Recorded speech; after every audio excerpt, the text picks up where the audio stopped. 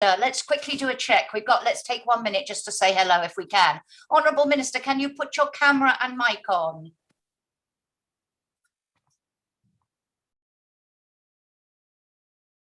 I was looking for the Minister who has logged on.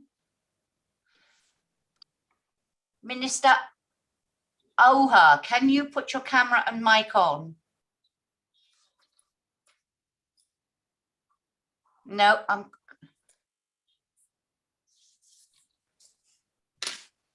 I think we'll have to start and hope it happens magically when we get there. What do you think? Yes. Okay. Let's start. Let's start. Okay, so I'm going to start the webinar and the live stream and the video. Ready to rock.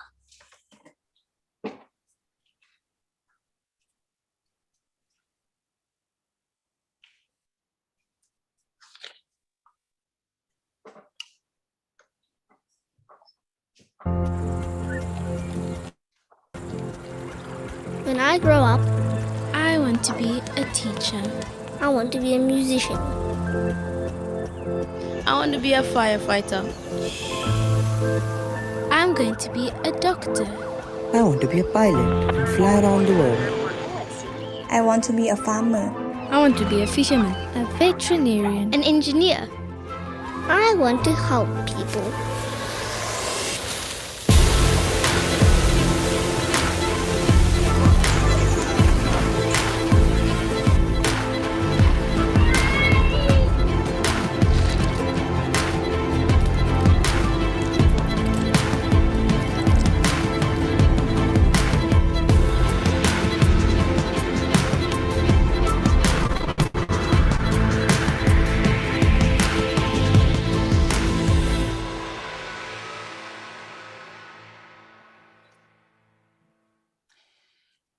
Good morning and a very warm welcome on behalf of the delegation of the European Union to the Holy See, Order of Malta, UN organizations in Rome, and to the Republic of San Marino, to this virtual symposium on ending child labour by 2025 to act, inspire and scale up in agriculture and value chains as we mark Europe Day 2021. My name is Jackie Davis. I'll have the privilege of moderating an interactive debate later on after some short opening speeches and remarks to provide some context for our discussion. During our distinguished panel later on, there'll be questions from me to the panel and also, I hope, from all of you. If you want to write your question, you can click on the Q&A button at the bottom of the screen, not the chat, the Q&A button, please, and write your question. And please keep it short so I can see at a glance who your question is for and what you want to know. If you'd like to speak, intervene orally in the debate, click on the raise hand buttons, and when the time comes, I'll unmute and enable your camera and ask you to put it on. If you would like to tweet to the rest of the world about what you're hearing at this discussion, and we do encourage you to do so to get that elimination of child labour message out, could you please use the hashtags either End Child Labour or Europe Day. So without further ado, it is my pleasure to give the floor to Alexandra Falkenberg, Ambassador and Head of Delegation of the European Union, our host today. Ambassador, thank you very much for having us today, and over to you. Well, thank you very much. And I'm very happy that we're here together. Your Excellencies, Your Eminence, Honourable Minister, distinguished panelists and participants, it is indeed a great honor to welcome you on the second day of our Europe Day celebrations. Today, we will discuss a topic that clearly deserves specific attention this year, as it is the International Year on the Elimination of Child Labour. Every child deserves a peaceful and secure childhood and the chance to go to school. This is still being denied to 152 million children around the world who are engaged in child labor, 71% of which work in agriculture. The COVID-19 pandemic has further exacerbated global poverty, one of the main triggers of child labor, and has imposed challenges to children's education, development, safety, and well-being. Setting the path for prosperous, peaceful, and resilient future requires a people-centered, inclusive, and rights-based approach to development, which builds on the economic, social, and environmental dimensions of sustainable development. Eradicating child labor is a priority for the EU, in which we work proactively with partners around the world. The International Year will provide an opportunity to further raise awareness, address the challenges posed by the COVID-19 pandemic, and to accelerate progress towards the SDG target 8.7. I hope that this event can serve as a catalyst building up the momentum to the International Day on the 12th of June. The EU is committed to guaranteeing the rights of the child in both its internal and external policies. The EU Action Plan on Human Rights and Democracy highlights the priority to address child labor in actions to reinforce labor rights. The EU strategy on the rights of the child that was recently adopted, as well as the guidelines on children in armed conflict, continue to guide our actions towards promoting, protecting, and fulfilling children's rights with a focus on the elimination and prevention of child labor. The zero tolerance of child labor is also expressed in the EU trade policy commitments and the proposed due diligence legislation, both of which aim at promoting human rights in global supply chains. We will need to reinvigorate partnerships to inspire and scale up action, making sure that the children have the future they deserve. Working with UN organizations in Rome, we should not only aim at strengthening agricultural development and food systems for the future, but also the well-being and the rights of the child of today.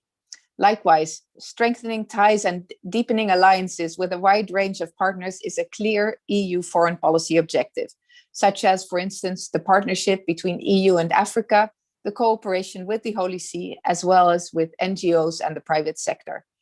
It's time to step up multi-stakeholder engagement and coordinated global action to build back a better future as we embark on this last decade to realize the SDGs. Thank you very much, and very much looking forward to our discussion. Thank you very much indeed, Ambassador, and lots of issues to discuss and highlighting there, no doubt, about the importance of what we're talking about today and the urgent need to act, particularly in the context of the COVID-19 pandemic. Lots to come back to later on. Stefano Sannino, the Secretary General of the European External Action Service, couldn't be with us in person today, but he did want to speak to you all, so he sent us a video message. Let's hear what he has to say.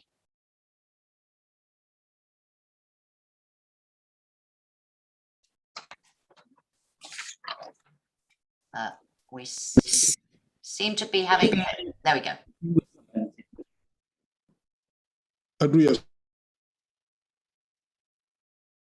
We seem to be having a momentary technical. Distinguished panelists and participants. It's a great pleasure to celebrate Europe Day with you in Rome, even if it is through a virtual message.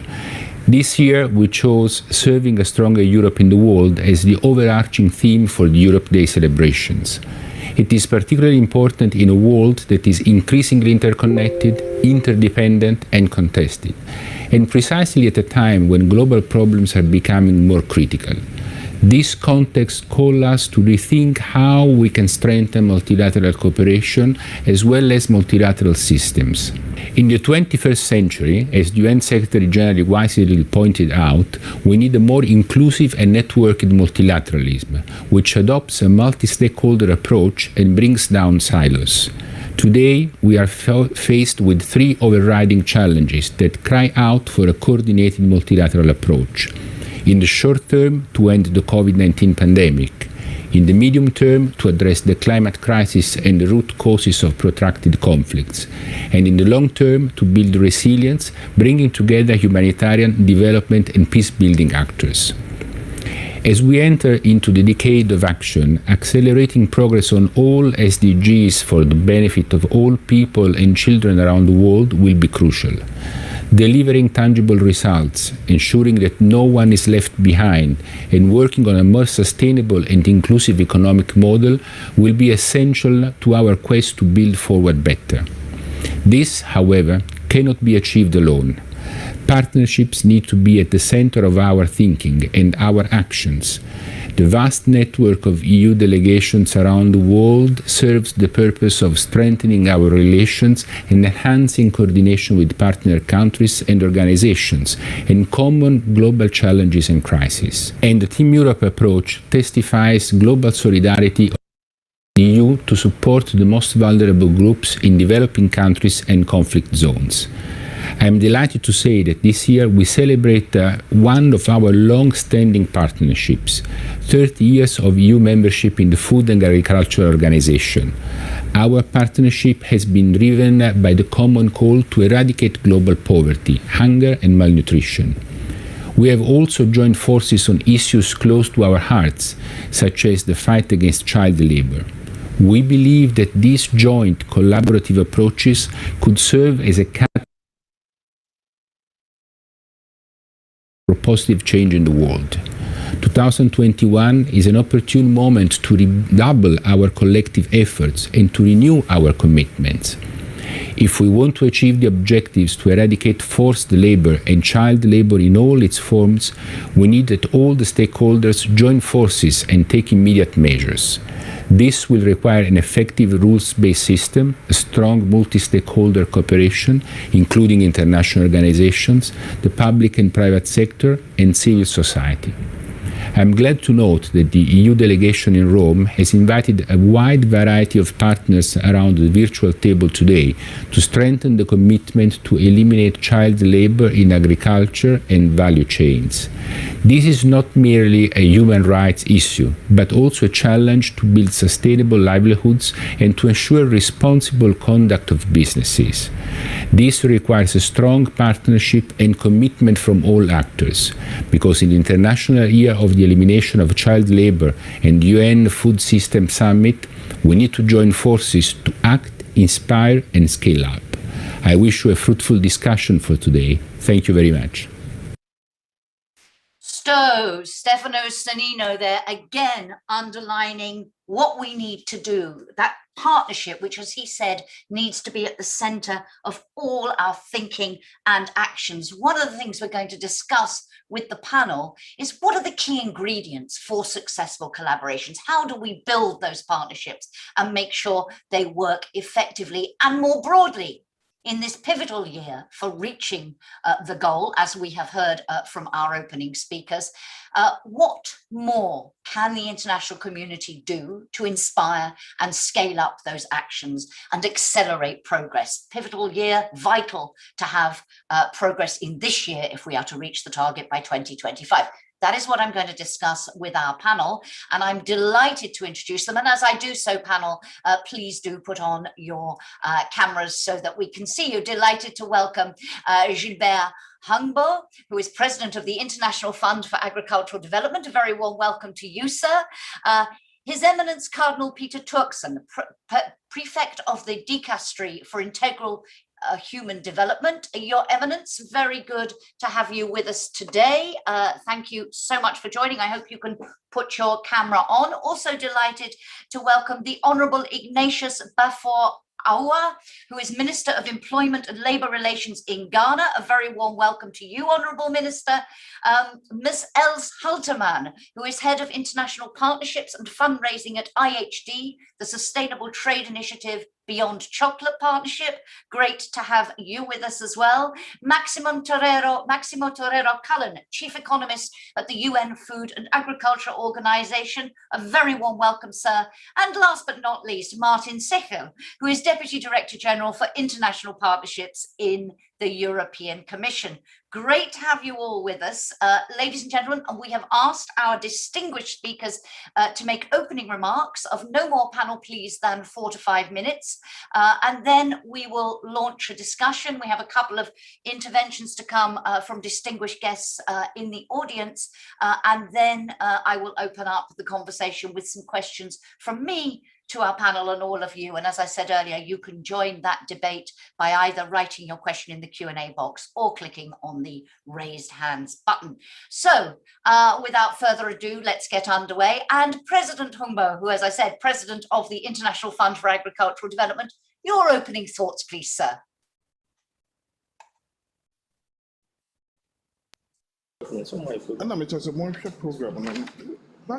Thank you so much, and I hope you can.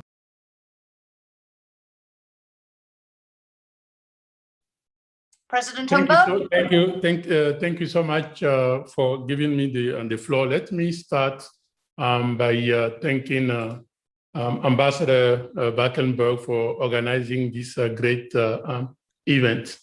Ladies and gentlemen, everybody knows that working in agriculture is very likely to come across the challenge that are associated with child labor. As it was mentioned earlier, we know that 71% of the children workers are found in agriculture, which is quite frankly the largest share of any sector. That means 108 million girls and boys work on farm, in fishery, or in forest. And of these, 60 million are under age 12. So regardless of the age setup at the national level, it's very critical to note that 60 million are under age 12. And the particular concern is in Africa, where we know that 72 million of children in child labor. In other words, 47% of all the children in child labor across the world. Therefore, if we solve the child labor in agriculture, you can imagine that we will solve a big part of the whole child labor in the world. This is why it's so critical for us involved in agriculture and food matters. However, the issue is very complex. It can be hard to know where to draw the line between the exploitation that is implicit in child labor and household chores, which have been a traditional part of farm life in millennia. And I'm looking really forward to hear from Honorable Minister of Ghana in their experience. Farm chores are not necessarily harmful to children per se. And in fact, some of them can be beneficial, teaching children skills they will need as adults and helping build their confidence and their autonomy. But poverty complicates the picture, forcing children to work in order to meet the family's need for food, shelter, or clothing. And in this context, parents may depend on their children's labor even when they should rather not. And in other times, it is the family itself that explicitly or implicitly exploits children to make their asset more productive. Let us make no mistakes. No excuses. Child labor in any context is a problem when the work is hazardous to a child or interferes with her education, their personal development, and quite frankly, their time to play. Those of us working in agriculture and rural development must ask ourselves important questions. Does the success of the program depend on child labor? What impact will it have on children? Will it interfere with their schooling or other activities? We must, if you will, look at rural development through the eyes of a child. And because child labor affects girls and boys differently, we must also view it through a gender lenses.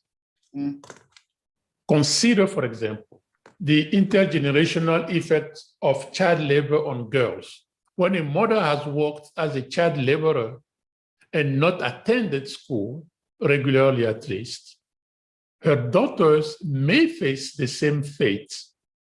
Gender equality and women's empowerment then offer a way to fight against child labor.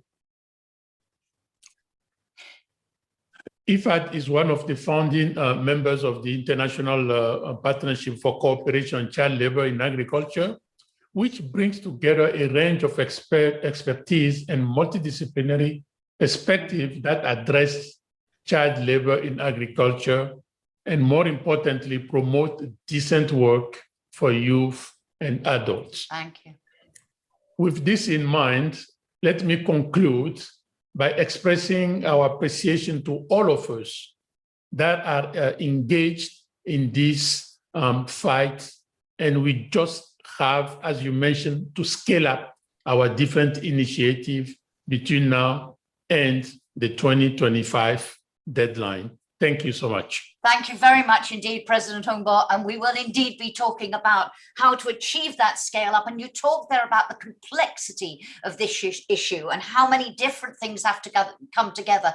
Again, underlining those points made earlier about this multidisciplinary, multidimensional, multi-stakeholder approach. Come back on how we do that. But thank you so much, sir. I know you can't stay with us for the whole of today's event. You have an urgent and unforeseen engagement, but you'll be staying with us, I know, for a little while. So thank you so much for now. We're very grateful to you indeed. I'm now delighted to give the floor to His Eminence Cardinal Peter Turkson, who, as I mentioned earlier, is Prefect of the Dicastery for Integral Human Development, to talk about the work of the Holy See in this area. Very good to see you, Your Eminence. Over to you, sir. Can you unmute yourself, sir? There we are. So, okay. Thanks again, and Your Excellencies, ladies and gentlemen. I have the honor to address this virtual symposium on ending child labor. And I wish to thank the European Union delegation in Rome for organizing this event. Dear friends, as you may recall, in adopting the Sustainable Development Goals, including Target 8.7, the international community committed itself, among other things, to take immediate and effective action to prohibit, eliminate the worst forms of child labor, including the recruitment and the use of child soldiers, and end child labor in all its forms. The Holy See welcomes this commitment with hope and strongly wishes that this meeting can contribute to achieving the said goal, or at least part of it. The figures presented, as we just heard, by the organizers are frightening. According to them, for example, 152 million children are victims or trapped in this scourge, of which almost 108 million are employed in the agricultural sector, as we just said, Honorable Director of IFAD point attention to, including fishing, forestry, livestock herding, and aquaculture. Other sectors which engage child labor are the manufacturing and the mining industries and household services, of course. And sadly, the list of sectors which exploit and abuse children as child labor force will not be complete without mentioning their use as drug peddlers and markets, as child soldiers in armed conflicts, and in the despicable and the shameful exploitation of their bodies in prostitution and child pornography. As useful as statistical figures are for expressing the dimensions of issues, we may not be oblivious to what they also tend to conceal, namely the real faces, and in this case, real boys and real girls with names, with families, with personal histories, but who are unfortunately deprived of their childhood. Childhood should be a time for playing, for schooling, education, and introduction to cultural, moral, and civil virtues for their integral growth and for building up society. It's not meant to be spent in the drudgery of servitude, in military camps, in brothels, and labor camps. These boys and girls whose dignity is so robbed and fundamentally abused and violated challenge our conscience today. And it is, of course, necessary, as has been observed, that through our multilateral efforts, we fashion a way of coming and emerging out of this. For when children who are the adults of tomorrow are robbed of their childhood, it is the very future and sustainability of societies which are put at risk and for a long time to come.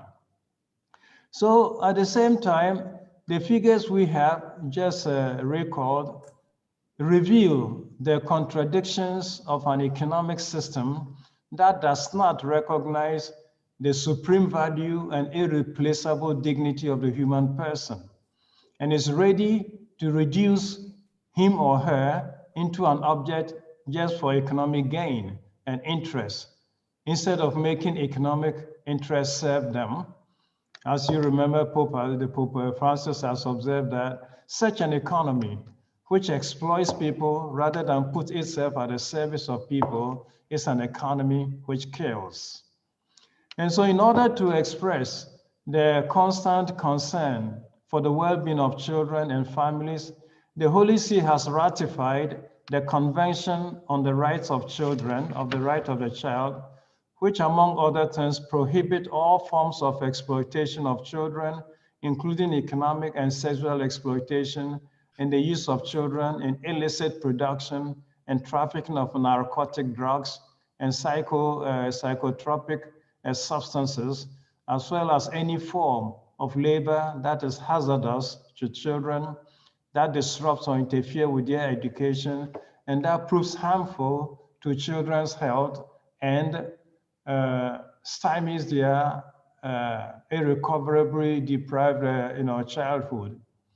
And so the Holy See is party also to the two optional protocols of the Convention on the Rights of the Child. The protocols on the involvement of children in armed conflict and on the sale of children, child prostitution, and child pornography. By signing on to these protocols and agreement, the Holy See wished to place its diplomacy at the service of respect for and promotion of the dignity of every child. And it avails itself of this occasion to renew its appeal to political and economic leaders to show an effective, practical, and constant interest and to take concrete and immediate steps and action to eradicate this scourge for children. We know, as is just been referred to by President Gilbert, that the magnitude of this inescapable and urgent responsibility requires cooperation at different levels, involving both states, business community, worker organizations, and so forth. At the same time, it is desirable to strengthen collaboration with civil society organizations, including faith-based organizations who are not only well known for their commitment on the ground, but who above all are also the best placed to effect moral conversion, a change of mind and heart on those who promote child labor and who rob children of their childhood. And so at this international, at the national level, states have a direct responsibility to adopt fair labor laws and policies that are geared to helping societies pull out of poverty. For it is poverty of families which encourage also their children to finish and end up in slave labor. So certain social structures are necessary. We're not promoting exactly welfare society, but if that's what it takes to make families rich enough as to be able to take care of their children, we'll be going a yeoman's job to eliminate child poverty. Thank you very So much. for our part, we just want to thank everybody who's participating in this and look forward to a very fruitful discussion in which all of us at a certain point will have to embrace our own roles and contributions to efforts to end this unpleasant situation in our world and societies. So thank you again, Ambassador, and thank you all of you participants at this event. And wish you a very fruitful and happy day. Thank you very much, Your Eminence, and would love to come back and discuss later. You talked there about the important role that faith-based organisations can play.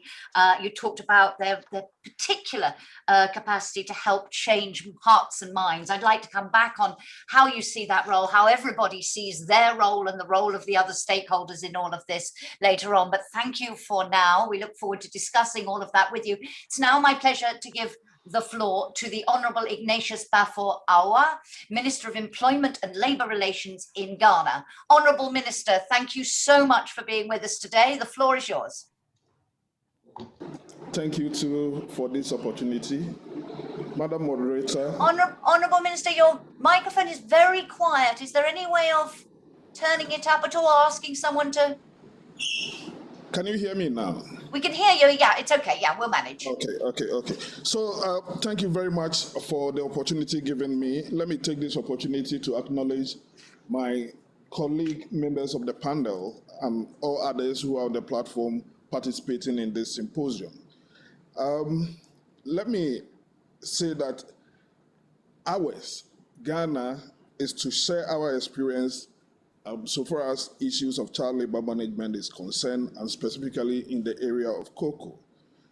But before I do that, let me reiterate the point made by the first speaker, that it is true child labor is pervasive, and about 125 million children worldwide is estimated to be in child labor.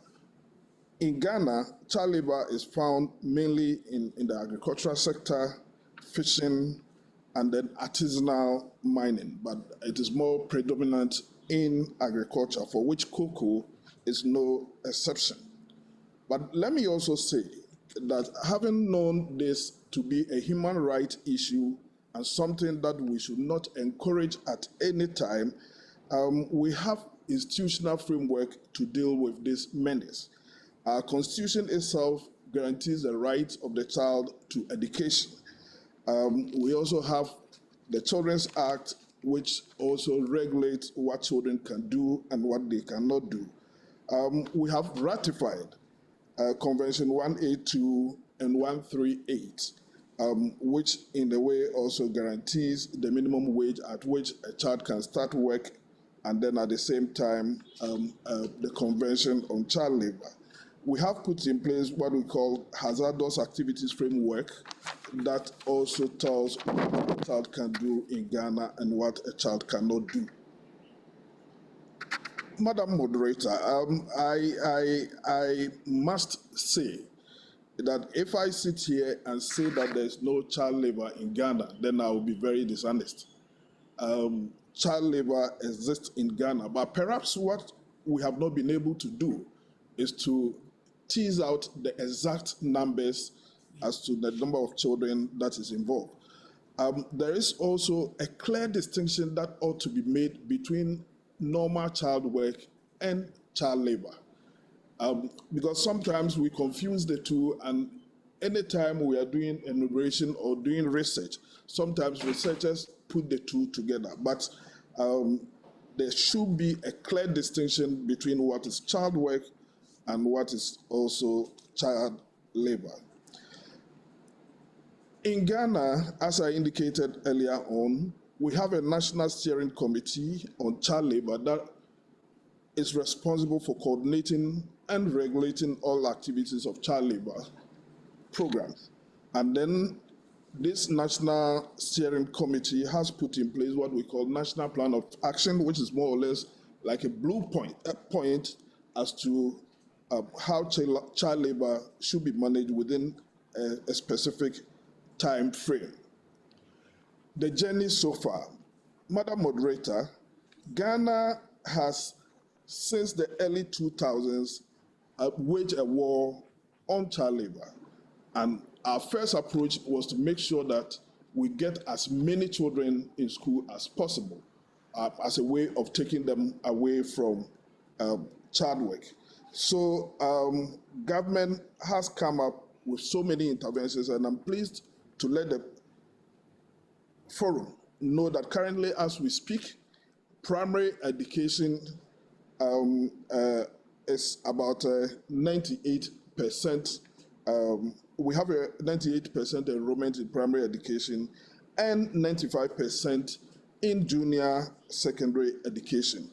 As we speak, there are about 90,000 more children who are accessing secondary education or the equivalent of high school education who otherwise wouldn't have had an opportunity to enter senior high, but for the introduction of free senior high education policy that the country is pursuing now.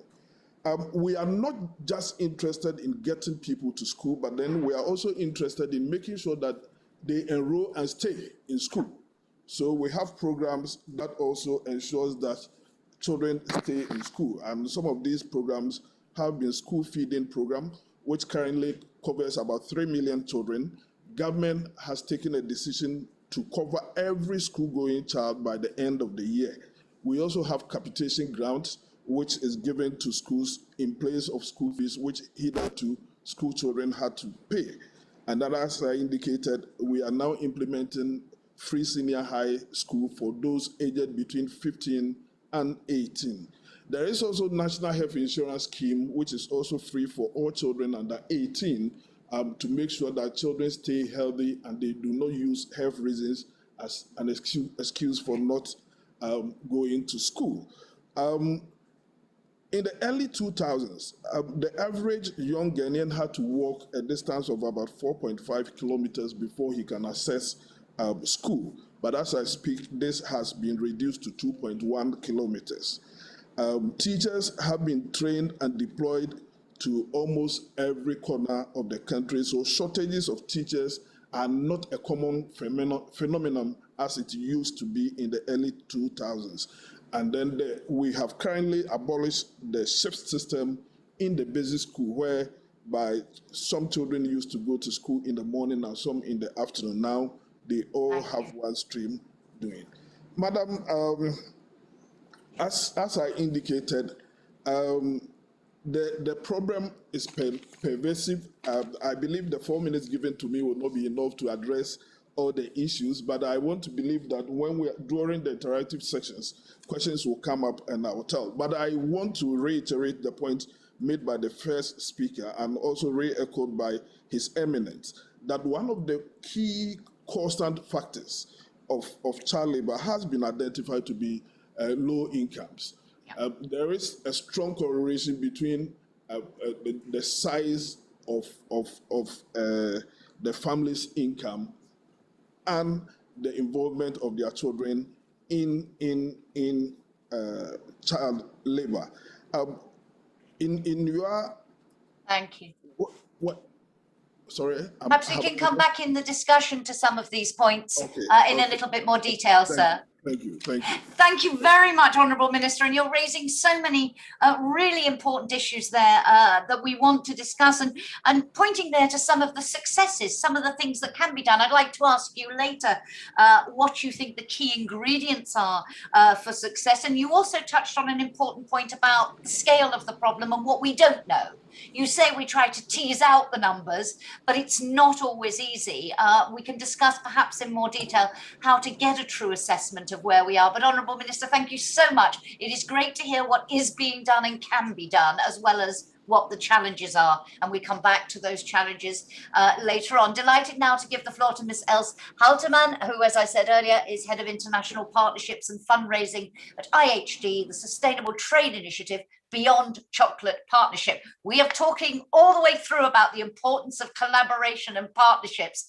You are representing precisely that, so it's great to have you with us. Over to you. Thank you, Mrs. Moderator. Ladies and gentlemen, excellencies, thank you for having us today here. And actually it's IDH, Jackie, the Sustainable Trade. Oh, sorry, I had a moment of dyslexia there. Apologies. No problem. And thank you also, Ambassador Valkenburg, to you and your team for setting up this very interesting symposium. I think it's a very timely and important one, and of course linking to the challenges that we all face in having sustainable value chains throughout the world.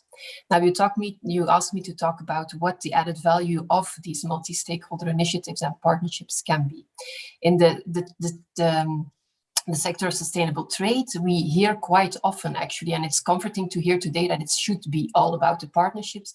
We do hear quite often that with all the expectations coming towards having the human rights due diligence regulations at the EU level, having those coming up, we hear quite a lot that should it be about human rights due diligence regulation, or should it be about voluntary partnerships initiatives? And that's really not the question that we should be asking. It should be what you are telling here today as well. It should be about both. It should be about what that ideal mix can look like. We need the smart mix, making sure that all actors, the human rights due diligence, protect, respect and remedy. But on top of that, we should be working together in a partnership and putting really those high ambitions that we tend to put in those voluntary initiatives. That's the only way that we can go beyond complying to the bare minimum and really achieve the SDGs. So for us, IDH, the Sustainable Trade Initiative, that's the added value of what we do. And what we have been doing is that for the past 12 years, IDH has been bringing those ambitious coalitions to life. It is about action-driven coalitions. Now, for the past 12 years, we've been working in 12 sectors, quite a few landscapes, and we do that. That's one of the key things that we bring to the table. It's being an impartial and trusted partner. To zoom in on the Beyond Chocolate Partnership Initiative, at the request of the Belgian government, we convened the Beyond Chocolate Partnership. It is the partnership around a more sustainable Belgian chocolate sector. It's quite a recent one. We signed the partnership at the end of 2018. It is focused around both social and environmental challenges. And that's, I think, also an important lesson. Everything is intertwined and you can't solve one issue alone. It is about reaching a living income around eradicating child labor and stopping and halting deforestation. What we have seen that works well in these types of partnerships is that you should cover quite a big chunk of the chocolate market or of a certain sectoral market, because you need the strength of an entire sector to be able to bring about systemic change that we want to bring about. It also helps, and of course, was still a quite recent initiative for the Beyond Chocolate Partnership. You should cover as much as possible the entire value chain. This is a consuming country initiative, but in that sector of the Belgian chocolate sector, we cover the chocolate sector in its own, so big and small companies. We have the retailers as part of the partnership that really is the gateway to the buying and the end consumer that buys your product. We have an important investment angle. It's about impact investing, so investing in sustainability. Of course, we have the Belgian government and also communicating very well with the producing countries. We have civil society. It's important to have also these actors around the table. Also, as part of that group, also certification bodies who can be an important step towards getting to our goals. And of course, the learning. And we have universities, knowledge center in Belgium and abroad as part of that partnership. It's also about looking for the right level. We started this National Consuming Country Initiative, but in the past few years that we've been active, we've been also connecting to the Dutch government. And the IDH is also convening DISCO, the platform in the Netherlands. We are working on an operational daily basis with the Swiss platform, with the German platform, talking, of course, to the ICCO, for example, for the cocoa sector, and working together with producing countries. We, of course, welcome very much the EU cocoa talks that we are very much part and parcel of, and looking very favorable towards the EU initiatives and the Team Europe initiatives that are in the process of being set up. What's also a very important one is your targets. It's about ambition, but those should be clear and measurable. It's also about going beyond the talking shop, because we measure the targets, we report on them, and we communicate to the wider audience about those. But the most important ones, a lot of important things, is also to act. We don't only convene and measure the progress of the partnership, we also co-fund innovative projects, because it's really about boots on the ground. You sit down with companies, with all the partners in the partnership, and you look for piloting projects that also leverage your official development assistance that we are working with for the convening and the projects. You also trigger private sector investments in sustainability. And when doing that, you pilot the projects, you collect the data that comes out of it, and that is at the heart of what we do as well. And we do those pilots not to try to do nice projects, it's about scaling up, and that's also what we've been hearing about today here. Maybe to end then as a final important point, it is indeed what the colleagues in the panel said, it is a very complex and sensitive issue. So also in a partnership, you need to create a safe pre-competitive space and for private sector, but also for the other partners to talk. And you need to have the conversations, also the difficult ones. Looking at what has been happening in the cocoa sector with the price drop in certain countries, you need to have those conversations. You need to be able to learn from each other by sitting down, talking, doing the projects. And in the end, a partnership should evolve into a mature partnership, delivering on the ambition and the targets, and also holding each other accountable to what people can do, because it's about everybody taking its own responsibility and holding each other accountable to be able to get to your targets together. Thank you very much indeed, and some really important lessons there about the ingredients for success I'd like to discuss further with you and the rest of the panel later on. Let us move now to Maximo Torero-Cullen, Chief Economist at the UN Food and Agriculture Organization. Very warm welcome, sir. Over to you for your opening thoughts. Thank you very much, moderator. And this year, Europe's Day is very special as we celebrate the 40th anniversary of the excellent partnership between EU and FAO. 40 years of mutual commitment to end poverty, hunger, and malnutrition, and 2021 is a pivotal year in this regard. It marks the beginning of the decade of action to deliver the Sustainable Development Goals, and is the International Year of the Elimination of Child Labor. Global and local actions will determine how much we will progress towards the SDG target 8.7, which aims to ending all forms of child labor by 2025. To date, about 110 million boys and girls, 71% of all child laborers worldwide, are found in agriculture.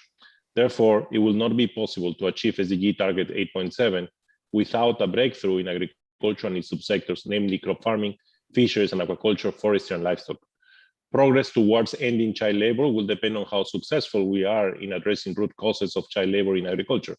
And this includes rural poverty, food insecurity, barriers to decent youth employment, vulnerabilities to economic and climate-related shocks, which are so important, lack of social protection, and barriers to school attendance, something that has been exacerbated substantially by the COVID-19. FAO has comparative advantage in addressing some of these root causes and stands ready to support the EU and FAO member countries to be able to resolve these problems. With regards to the agri-food value chains, we know that although child labor is mostly found in the lower tier, it is present at different stages of the value chain. Every actor along the agri-value chain has a critical role to play, including farmers, traders, investors, advisory services, manufacturers, retailers, consumers, and governments. Today's panel represents several examples of fruitful partnerships, namely the EU-ILO-FAO Clear Cotton Project, the ongoing EU dialogue on sustainable cocoa in West Africa, the value cooperation with the Holy See, and the International Partnership for Cooperation on Child Labor in Agriculture, which brings together FAO, ILO, IFAD, UIF, the CER system, and the Holy See, and others. FAO welcomes the EU effort towards a zero-tolerance policy on child labor through EU trade and investment agreements, as well as the upcoming legislative initiative on due diligence and sustainable corporate governance. But now, how can we make sure that these measures contribute to child labor-free market while improving the lives of children? We believe it is key to ensure that first, the law enforcement component of the due diligence is complemented by poverty reduction and livelihood support along the agri-food value chains, as other speaker has already mentioned. Secondly, it is required to look beyond selected global supply chains and include domestic value chains and subsistence farmers, where the majority of child labor in agriculture occurs. Thirdly, we need case-specific innovation to support traceability and remediation along the value chains. Lastly, governments need to provide education and health systems that are accessible in rural areas and solid national child labor monitoring and remediation systems. And as it was mentioned by the Ministry of Ghana, it's crucial not only to go to the school, but also to stay in the school. And that's critical, especially for female, where normally they are the ones that are moving out of the school most of the times. Only through such a holistic approach, European consumers can become real drivers for sustainable food systems, ensure that from farm to fork, the products they eat do not harm people or environment. Child labor in agriculture is both a cause and a consequence of rural poverty. That is why long-term sustainability will be ensured only by adopting a life cycle approach. We need to upscale joint efforts to turn the vicious circle of child labor and rural poverty into a virtuous circle of child education, decent work for youth, and better livelihoods in rural areas. Given the cross-sectoral nature of child labor elimination, there are many entry points for actors in agriculture to make a difference. I invite you to have a look at the FAO framework on ending child labor in agriculture, which features further potential actions. To conclude, I also like to invite you to join and disseminate our ongoing online call for action taking place on FAO's Food Security and Nutrition Forums to collect best practices and recommendations on how agricultural actors can make a difference in eliminating child labor. The most impactful, innovative, and relevant contributions will fit into the high-level global event on eliminating child labor in agriculture hosted by FAO on the 2 and 3rd of November of 2021. During and beyond the international year, we have to make progress towards our goal to end all child labor. We have to live up to this responsibility for children worldwide and generations to come. And we need to transform our agri-food systems to be able to achieve this goal. Thank you very much, moderator. Thank you very much indeed, Mr. Torero. Great to hear your thoughts. And that key challenge, as you put it so eloquently, to move from the vicious circle of child labor and poverty into that virtual circle. Come back, and you talked about global and local actions, everyone talking about what we need to do at all the different levels. Also, Ms. Halterman touched on that in her intervention. I'd really like to hear from you all how you see the roles of the different levels, as well as how then collaborating so effectively together. But thank you for now. Let us complete the picture. Delighted to give the floor finally to Martin Secker, who is Deputy Director General for International Partnerships in the European Commission, for your opening thoughts, Martin. Good morning, Your Excellencies, Your Eminence, distinguished panelists, guests. First of all, I'm really grateful for the opportunity to say a few words on behalf of the European Commission on this very important topic, and the timing indeed could not be better to discuss this issue for three reasons. First of all, it's an event, it's a symposium being organized in the context of the celebrations for Europe Day. And let us just recall that when the first steps were taken towards European unity in 1950, many European children then were in child labor. And the fact that we have come a long way since then should not mean that we should not continue to engage strongly on this issue, which remains a problem globally.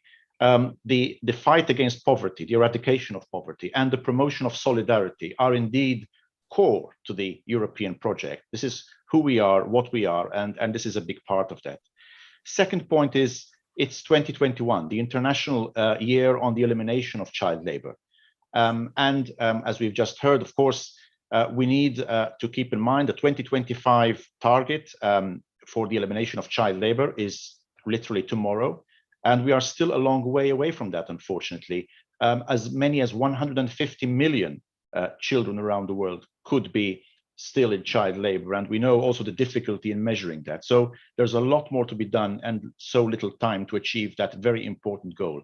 Last but not least, it's also very timely because we are in the middle of the COVID-19 pandemic, still evolving. And we've seen, apart from, of course, the direct health impacts, the big impact, tremendous negative impact that COVID-19 has had on household incomes, reversing much of the progress made in recent years, the effect it's had on the informal economy, on government revenues, etc. So this complicates the task enormously.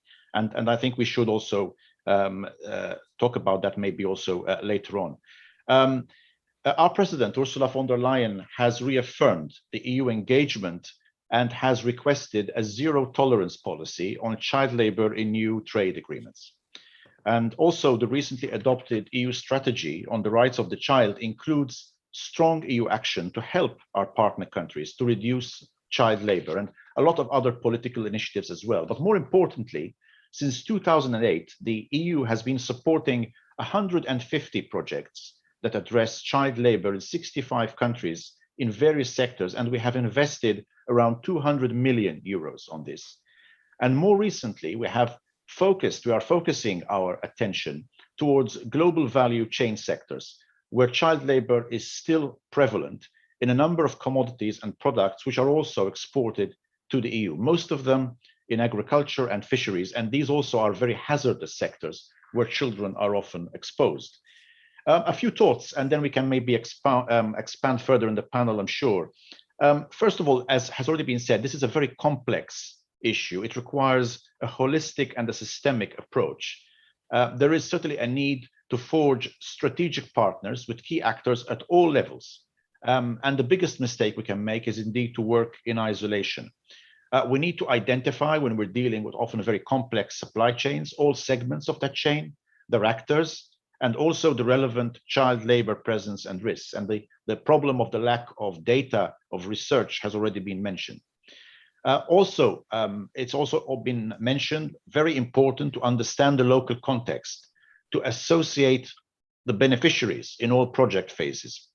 There needs to be a strong national ownership of this as well. So the coordination among ministries, giving them the knowledge, the data, the evidence that they need to monitor the impact of measures, and also to measure progress of child labor reduction.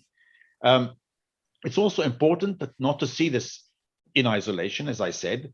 This is very much linked also to rural development. What's happening in the rural areas, access, for example, to infrastructure, how safe and easy it is to access schools in rural areas, but even sometimes very basic but important things like effective birth registration systems for school enrollment and monitoring. If governments do not know who the children are, it's very difficult to actually be able to support them. And of course, already been mentioned, at the heart of this is poverty and inequalities. These are the deep root causes of child labor. So we need to ensure that family livelihoods are also sustained and families receive a fair living income, have good social protection, decent work, fair wages, fair pricing also for commodities, and living income. And linked to this, of course, is the important role of education. And maybe we can expand on that later, but my commissioner, Commissioner Urpilainen, has decided to increase our investment in education from 7%, which it is currently, to 10% minimum, a minimum of 10%, because precisely we are aware of the enormous pressure. For example, education, national education budgets will come under now in the COVID and post-COVID scenario. So what needs to be done? Well, a few things. First of all, we need to invest. Incentives for investments, including in rural infrastructure. It is an ultimate paradox that while we have the problem of child labor on such a scale, we still have a lack of economic opportunities for rural youth who are of working age. And this is something which needs to be addressed. Secondly, the support to institutional capacity in partner countries, technical assistance, peer-to-peer reviews, etc., can help. Governments need support in many cases. And also, last but not least, awareness. We are all consumers. We need to understand what impact our own decisions might be having on this, and the role that we can play also as consumers for various commodities. And that's something, again, we are also engaged in areas like cocoa and coffee. Thank you. Thank you very much indeed, Martin. Lots to come back to in our discussion. As you said, the impact of COVID, which, as we've already heard, is really posing new challenges, threatening to reverse decades of progress in this and other areas. How does that, if it does, change the approach, or does it simply mean we need to reinforce our efforts? Come back on these points about national ownership. You stressed how important that was, and education. You've all underlined, and the Honourable Minister very much focused his remarks on the achievements in the area of education. Lots to come back to. Martin also mentioned there 150 projects tackling child labour funded by the EU. Let's hear about one of those projects. We're going to show you now a video produced by the FAO on the Clear Cotton project in Pakistan, focusing on protecting children from pesticides, a project that is co-funded by the European Union. Let's watch that video.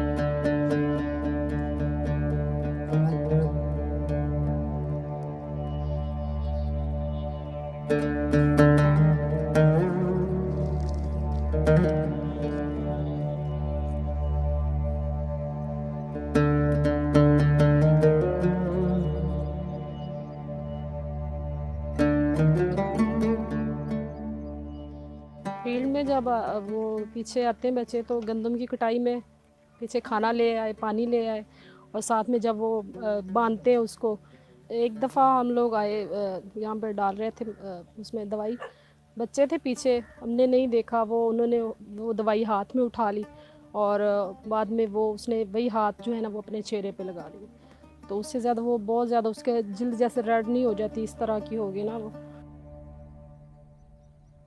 In a collaboration between the Food and Agriculture Organisation, of the United Nations and the International Labour Organization, we are both seeking to eliminate child labour in agriculture.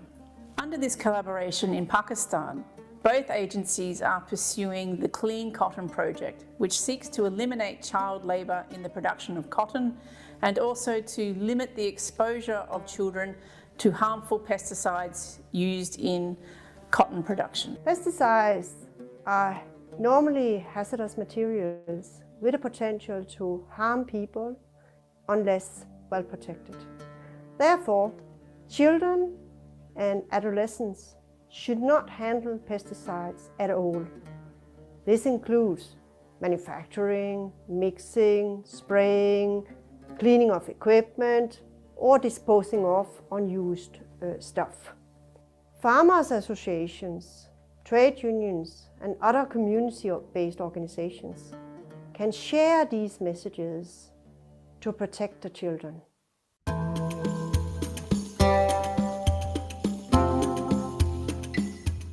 FAO and ILO have produced the Protect Children from Pesticides Visual Facilitators Guide.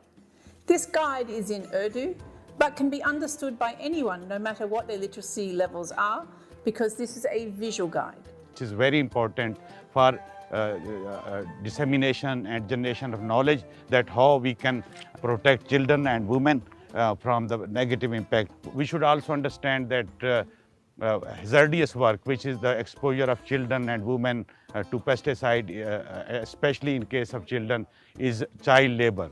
And we are making efforts to reduce the hazardous work in Pakistan. We have a good collaboration with the FAO to minimize the use of pesticide and to minimize the effect on children and women. Those visual books are easy to understand for the children. इसमें मिसाल एक यही है कि जो डब्बे होते हैं वो बड़े पैकिंग उनकी खूबसूरत होती है, तो पहले ये था कि हम उनमें ना वो उसको धो के साफ़ करके बड़ी अच्छी तरह ना साबुन सर्फ लगा के, तो वो कहते थे कि अब ये ठीक है, लेकिन हमें बाद में पता चला कि ये जैसे भी इनको कर लें, इसमें वो केमिकल जो जहर होता है ना उसका असर ख़त्म नहीं होता.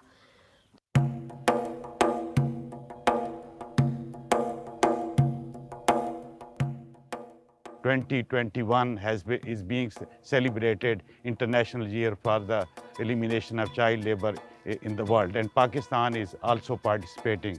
There are a lot of benefits to keep children away from pesticides, especially children and women.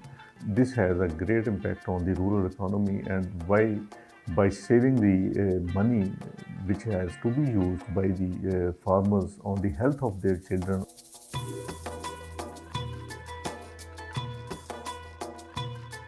हमारे वो पहले आबाओ अजदार जो कुदरती खाद वगैरह जो गोबर की, उसको थोड़ा टाइम लगेगा, लेकिन आहिस्ता आहिस्ता उसको ज़िंदगी में लेके आना चाहिए.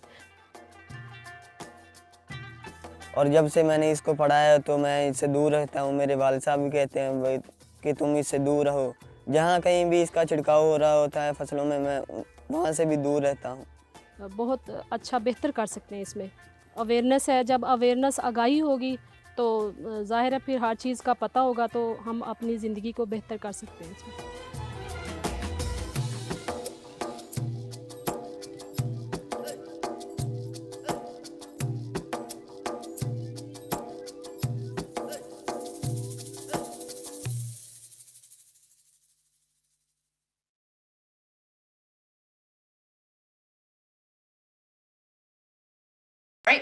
Sorry, my button did not unmute itself. An example there of the work that is being done and what can be achieved. At this point, I would like to say farewell to President Humbo, who, as I mentioned earlier, has to leave us for an urgent meeting. Thank you very much for joining us. We are going to now launch the discussion. But before we do that, I wanted to invite two of our distinguished guests in particular to talk to us from the floor, as it were. I'm delighted to see the first of them. His camera is activated. Very delighted to see Ambassador and Permanent Representative Yauha Salim from Pakistan. Ambassador, if you could activate your camera. I can see that you're there, but if it's possible to turn your camera on so we can see you as well. Can you hear me, sir? Yes, I can hear you. Can you hear me? We can hear you. We can't see you, but don't worry. Please. I'm surprised because I've actually switched on my camera. Yeah, I don't know what's happened, but never mind. Let's go ahead. Okay, no problem. Well, okay, I won't try to get into the camera settings because, you know what. Yeah. Okay, I'll just say thank you. Excellencies, distinguished panelists, ladies and gentlemen, let me congratulate you on conducting this successful symposium on such an important topic. I would also like to thank the distinguished panelists for an insightful and inspiring discussion. As we have begun our journey into the decade of action, it is about time that we start serious deliberations on this issue if we are to achieve the SDG target 8.7. Also, since 2021 has been designated as the International Year of Elimination of Child Labor, all of us need to redouble our efforts and scale up our actions in order to end child labor in all its forms by 2025. While I welcome the Clear Cotton project launched in Pakistan by the EU along with ILO and FAO, it is important to highlight that my government conducted multiple studies to find prevalence of child labor in cotton sector and has found none. That's why this project primarily deals with children and women from the hazardous effects of pesticides. We understand and appreciate that the issue of child labor exists, and we will employ our best efforts to eliminate it together. However, child labor in cotton production has never been highlighted by any international organization. In fact, cotton production systems and the plant structures in Pakistan technically do not facilitate child labor. An average plant height of cotton variety in Pakistan is around 5 to 6 feet. It can only be picked by grown-up persons there. Besides, Pakistan is not producing any hybrid cotton seeds. Like many other countries, where a considerable number of child labor is involved in maculation and production process. Furthermore, the textile value chains in Pakistan regularly audited by local authorities and international third-party auditors deputed by buyers to comply with international conventions and treaties in child labor. There could be some independent incidences which industry and the provincial labor departments are busy. The government, therefore, will be very happy to extend assistance in effective implementation of this project for minimizing the harmful impacts of hazardous pesticides to women and children. The idea of visual facilitators guide seems very interesting and helpful, and therefore can be scaled up in different sectors for raising awareness about various issues, including child labor, hazardous works, women empowerment, etc. The government of Pakistan takes the issue of child labor very seriously and is fully committed to end it in all its forms and manifestations in pursuit of achieving the Sustainable Development Goals.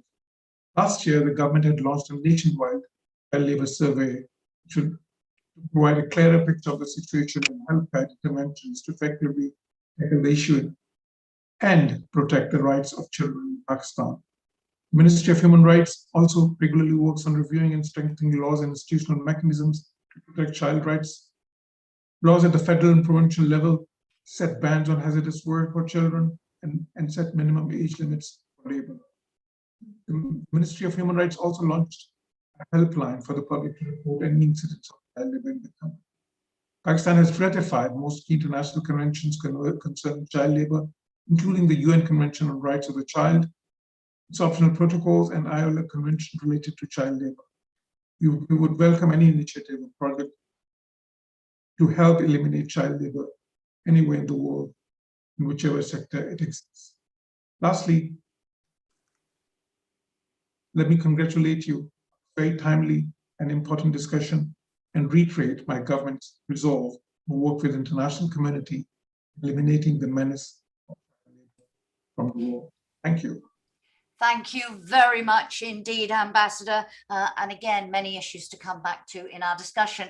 I would now like to give the floor to Ambassador and Permanent Representative, Mr. Seydou Ciss from the Côte d'Ivoire. I should say that Ambassador Ciss is going to speak in French. If you want to listen in English, click on you will see that a little globe has appeared at the bottom of your screen. Click on the globe and choose the language you want to listen in. Ambassador Ciss, I don't see yet. We just need to give him the floor. So I'm going to do that now and promote. There we are. Ambassador Ciss, you should be able to activate your camera now, if you could try to do so. Ah, here we are. Bonjour. Can you... Bonjour, hello. Can you activate your microphone? And over to you, sir. Okay, it's okay. Thank you very much. Excellences, Mesdames et Messieurs, honorables participants. Au nom du gouvernement ivoirien, je voudrais remercier l'Union européenne pour son engagement constant auprès de mon pays pour l'élimination du travail des enfants.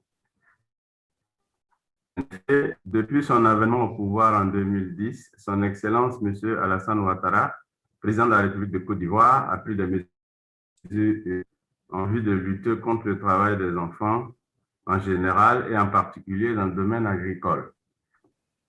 Pour ce faire, 2 comités nationaux créés en 2011. Il s'agit, 1, du comité interministériel contre la traite, l'exploitation et le travail des enfants, présidé par le ministre du Travail. 2. Un comité national de surveillance des actions de lutte contre la traite, l'exploitation des enfants, présidé par la première dame de la République de Côte d'Ivoire, Mme Ouattara. Dès lors, 3 plans d'action successifs ont été mis en œuvre sur les principaux suivants. La prévention des enfants. Des enfants vivants, la coordination et le suivi, évaluation des actions. Madame Dominique Ouattara s'est engagée fortement dans la lutte contre ce fléau et l'exploitation des enfants dans la cacaoculture. Aussi, la mise en place du cadre institutionnel a été accompagnée par des actions financées par l'État de Côte d'Ivoire à la hauteur de plusieurs millions d'euros. Le 3e plan d'action 2019-2021 s'élève à 116 millions d'euros. La Côte d'Ivoire est le producteur mondial de cacao. Par ailleurs, cette production représente 15% du produit intérieur brut de mon pays et plus de 50% des exportations. La filière de l'emploi à 7 millions d'Ivoiriens. Quels sont aujourd'hui les résultats? La réalisation de vastes campagnes de sensibilisation et de communication par l'affichage et mass médias à travers le pays. La campagne de proximité dans les villages et les zones cacaoyères et rurales permis de toucher plus de 3 millions de personnes. Le renforcement des capacités des acteurs intervenants dans la chaîne de remédiation. De 2012 à 2020, 90 000 acteurs étaient formés. En marge de la prévention des enfants dans la cacaoculture, le gouvernement a instauré en 2015 l'école gratuite et obligatoire pour tous les enfants de 6 à 16 ans. À titre d'exemple, 40 000 salles de classe du primaire et préscolaire et plus de 2000 cantines scolaires ont été construites de 2012 à ce jour. Des milliers de tables-bancs, plus de 4 millions de kits scolaires, ainsi que 4 millions de manuels scolaires sont distribués chaque année. Enfin, l'âge minimum d'accès à l'emploi a été fixé à 16 ans. Dans le domaine de l'assistance et de la protection des enfants victimes au risque d'exploitation, en 2020, la ligne SOS Assistance aux enfants en détresse a été mise en place. En 2020, 43 000 appels ont été enregistrés et a permis de retirer et porter assistance à plus de 10 000 enfants de 2012 à 2020. 3 centres d'accueil ont été construits dans 3 localités. La Constitution de la République de Côte d'Ivoire consacre l'interdiction et condamne le travail des enfants. Par ailleurs, la Côte d'Ivoire a ratifié des conventions internationales et a adopté des lois spécifiques dans ce domaine. Aujourd'hui, l'application effective de ces lois et règlements a permis de condamner plus de 600 trafiquants d'enfants à des peines d'emprisonnement fermes et de retirer plus de 10 000 enfants victimes des mains des trafiquants de 2012 à 2020.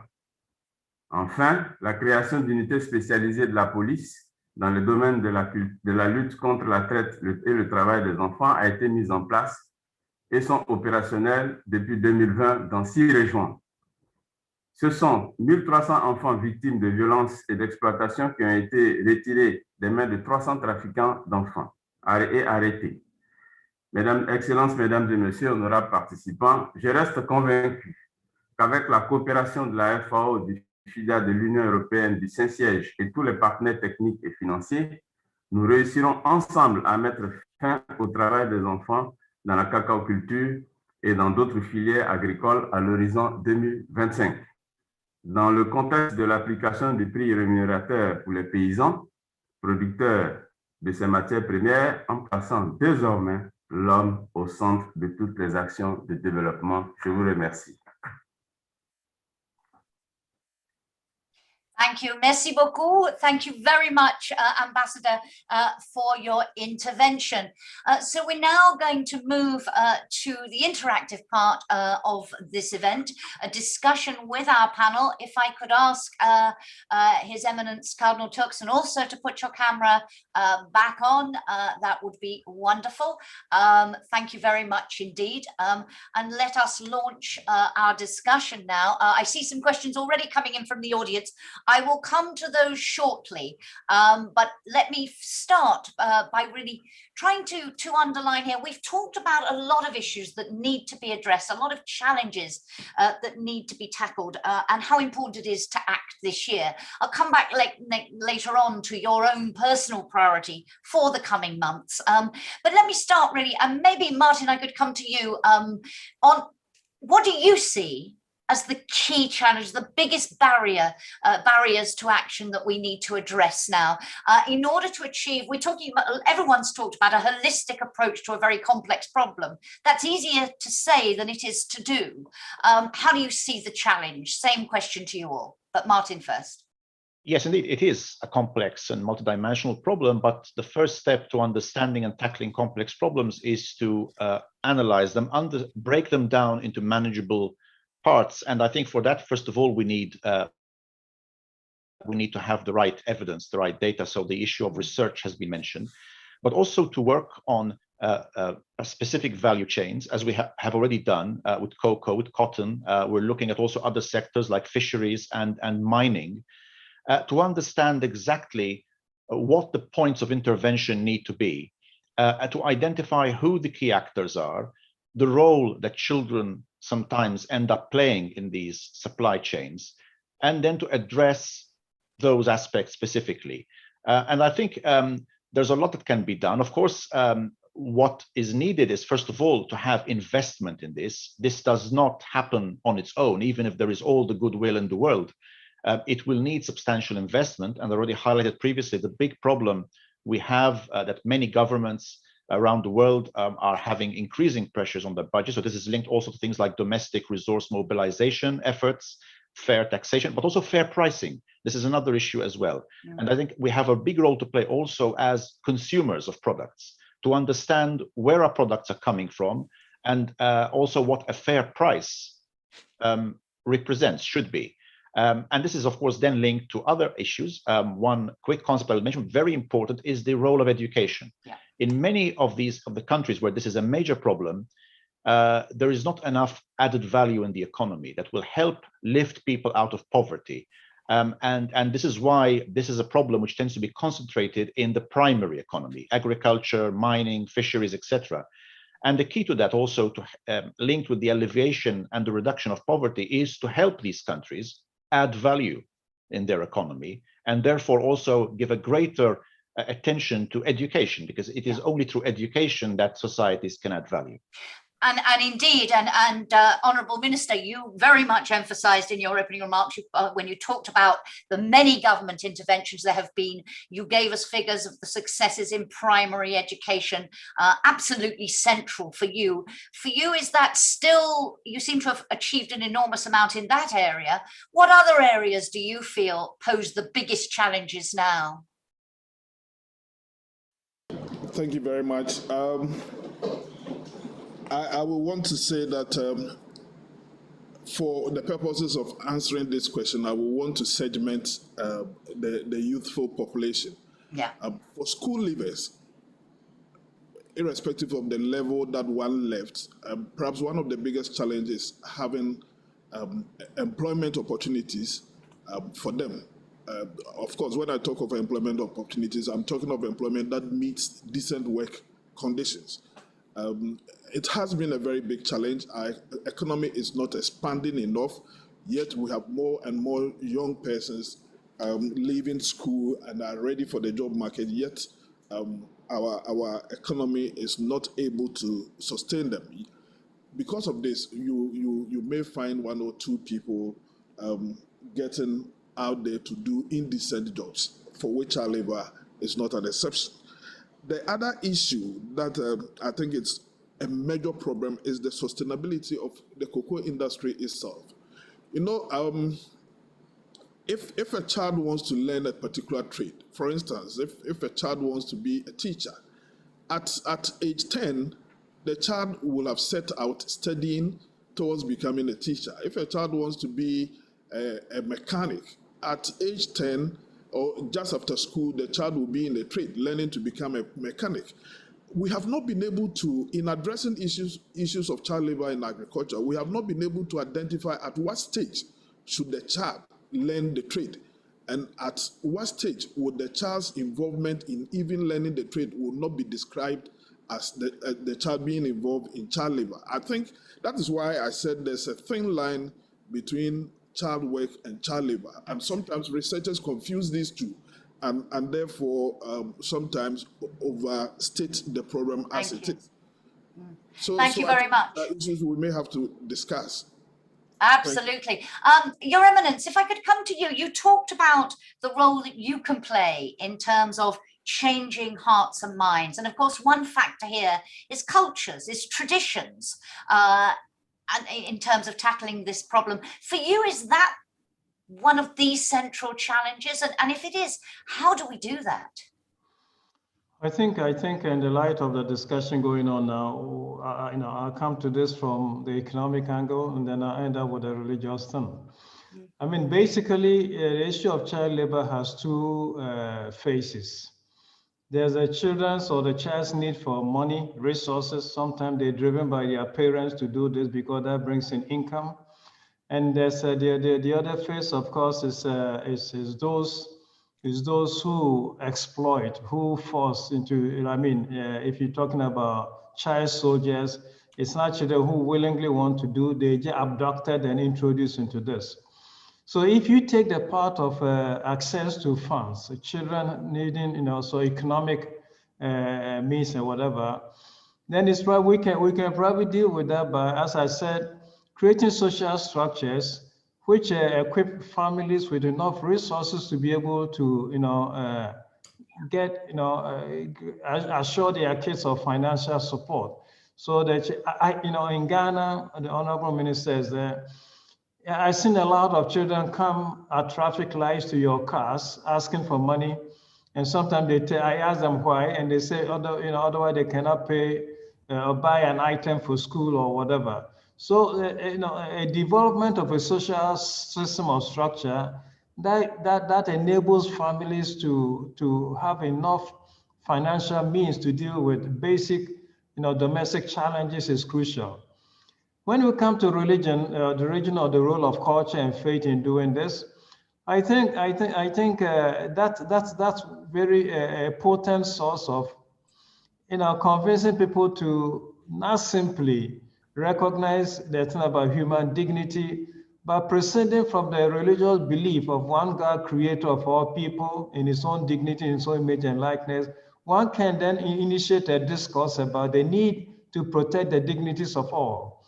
Because the abuse of a human person, disrespect of his dignity, is ultimately, disbelief of one's own God. If one cannot love or respect God when one abuses or disrespects what God has created.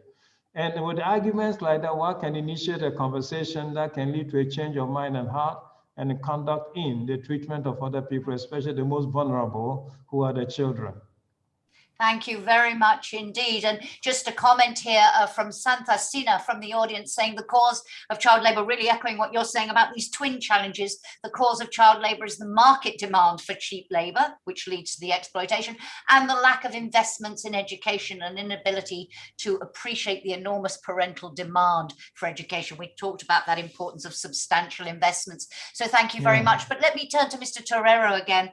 And Mr. Torero, you talked about that vicious circle of child labour and poverty and how we turn it into a virtuous circle instead. What for you is the biggest barrier, the biggest thing we need to overcome if we're going to really accelerate progress to the way that we're going to need to in this situation?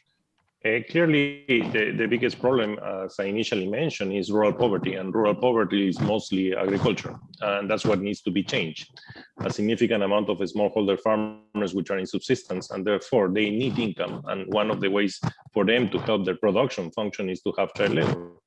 And we need to do something to change that, and I will give some ideas. The second element is that we need to have a gender lens, which normally we don't put a gender lens, to understand also child labor through females. And we need to find a solution to that. And the third element is incentives. They have to be very, very clear incentives to change the situation that we are facing today. And that includes access to education to be able to resolve that. So what are the actions that we can do to help that? First is what we are calling the agri-food system transformation, where basically we believe that is a way in which we can transform the agricultural sector so that we can increase the welfare and increase the resilience of the most vulnerable farmers, so that they can improve the way they operate by increasing their productivity in a sustainable way, but which will allow them to release this labor force of child labor. That has to be accompanied by creating more access to education and better access to infrastructure. It doesn't make any sense for a kid to have to walk 7 hours or 5 hours to be able to arrive to a school. That's something that goes against any possible incentive for a kid to go to school. And we need to work on that. The third element is we need to integrate gender-sensitive child labor concerns in the design of value chain and agricultural investment programs. The fourth is that we need to pay special attention to children between the age of 15 to 17 and create for them decent work opportunities. That's linked to regulation, that's linked to proper incentives in the certification mechanism, so that child labor is not considered for this age of people, in the sense that they have a good quality opportunities of work. And then we also need to find ways to increase inclusion of child labor dimensions in digital traceability, so that we can trace where the problems are, and we have a better target on the value chains, and especially on the activities across the value chain where child labor is happening, so that we can provide proper incentives there through the environmental certification mechanisms and the social certification mechanisms of those value chains. And finally, one way to keep improving income of these farmers is to increase the agency, their capacity to do business, and to help them through capacity building so that this can happen. Thank you. Thank you very much indeed. I'm going to bring in Ms. Holterman here, and then I'm going to go out to the floor because I see we have a hand raised. But Ms. Holterman, you talked in your opening remarks about, and you asked a question, what does the ideal mix look like, you said, of the legislative human rights due diligence and the voluntary initiatives? And you said it's not a question of either or, it's a question of both. How do you see that ideal mix and the challenge that we face to get to that point? I think it's a very good question, and not so easy question to ask. What does that ideal mix look like? It will, of course, also depends of what comes out of the European human rights due diligence processes that are now ongoing, because very often, and one can regret that, a legislative initiative is a compromise. It's about what is an ambitious yet feasible, where do we put the bar actually, in terms of what you have to respect. Of course, basic human rights, yes. Is there a possibility to up the ambition level of that one? When you look at the voluntary initiatives, I think that's then the mix and where both of them meet. There, it's also possible to bring in that holistic approach that we all talk about, bringing about that systemic change. It's about indeed seeing that child labor is of course poverty related. There is a gender aspect, there is a market approach to trying to solve the challenges in the value chain. It's indeed focusing within multi-actor partnerships either on a certain sector, but also there keeping an eye out open for what could be part of the mix in terms of looking for solutions. And when you look at the cocoa farmer, if you look at a certain hectares of land that he or she has available, then you quite often have to conclude that either it's not feasible to make a living income. That's then of course part of an ambitious partnership like Beyond Chocolate. Is it possible to gain a living income on the size of land that you are cultivating, looking towards other revenues and income streams? So I think it's very complex, and thinking and maybe also calling out for making sure that we're not doing double work. When you look at indeed the initiatives of the EU, of national consuming countries, of international organizations, making it also easy to collect certain data, to harness data, to make use of that data, when looking to report on the progress of partnerships, also there harmonize the data that you're looking for, trying to do the reporting in a harmonized way. A very concrete example there is that we, for example, designed an online reporting tool together with the platforms of Germany, Switzerland, and Belgium, because at the end of the day, transparency and traceability of a value chain and looking for certain data also comes at a cost. So also looking there for cost-effective ways of doing things. And I think that's also an important one, because taking away cost at a certain place in the value chain makes the space for contributing better in other ways. Thank you very much. Let me bring in now Suzanne Aho, who I'm going to give the floor. Suzanne, I have upgraded you to panelist, so we should be able to, if you put your camera and mic on, we should be able to hear and see you. Let us see if that works. Suzanne Aho is a member of the Committee on the Rights of the Child. Suzanne, if you can now activate your camera and mic, and if you're struggling a bit, I will ask another question and then come back to you, but let's see. There she is. Good morning. Can you unmute yourself, please? There we are. Bonjour, je parle le français. On n'a pas d'interprète. Si c'est possible, maintenant, on n'a pas d'interprète. Elle est seulement ici pour l'ambassade. Vous pouvez parler en anglais? Je peux dire non. Ok. Est-ce que je peux juste dire quelques mots? D'abord, je voudrais vous remercier pour tout ce que j'ai entendu, tout ce qui a été dit depuis ce matin. Mais le problème que j'ai personnellement, c'est qu'en Afrique, nous parlons toujours du travail des enfants. Mais concrètement, qu'est-ce qui se fait? Par exemple, quand vous prenez la Convention 182 de l'OIT, des pires formes du travail de l'enfant, est-ce qu'on a fait un état des lieux pour identifier qu'est-ce que nous entendons par pire forme du travail de l'enfant? Et nous savons aussi que les enfants sont dans le secteur informel. C'est vrai, il y a l'agriculture. Mais lorsque vous voyez les ateliers où se trouvent les enfants, de réparation de motos et autres, mais qu'est-ce qui se fait concrètement? C'est vrai qu'il y a des politiques, c'est vrai qu'il y a des budgets, mais aujourd'hui encore, les budgets sont réduits. Donc franchement, ma préoccupation, c'est bien tous les discours et tout, mais qu'est-ce qu'on fait concrètement? Aujourd'hui, on doit passer aux actes. Voilà ma préoccupation, madame. Merci. Thank you very much indeed. In fact, the interpretation came on halfway through, but talking there about the fact how difficult it is to get the scale of this problem, because so much of it is in, as you said, the informal sector, and that importance we need to move to action. So grateful for your intervention. Thank you very much indeed. I just wanted to ask our panelists also in relation to COVID-19, and you've talked about some of the impacts that COVID-19 has had, and we've heard for the first time in 20 years, child labour is going up overall. There's a rise in poverty for the first time since 1998, a real threat of reversing what we have achieved, as well as making the scale of what we have to do to reach the SDG target 8.7 even harder. I just wondered, and thoughts, please raise your hand if you'd like to come in on this point. Does it change what we need to do? Does COVID, the pandemic, change the actions we need to take, or merely reinforce the need to get on with it, as it were, to act, as we just heard from Suzanne, Aho, and you've all emphasized? A thought on that, who could come in on that point? Martin, you raised it in your opening intervention, Martin Seco, and then perhaps to Mr. Torero, yeah, and then to the Minister. Yes, well, of course, it doesn't change the fundamental nature of what we need to do. If anything, it makes it more urgent. But the reality is that I think when all the dust has settled, we will find that the economic and social impact of COVID has been even greater than the direct health impact. Entire economies, as we speak, are being hollowed out.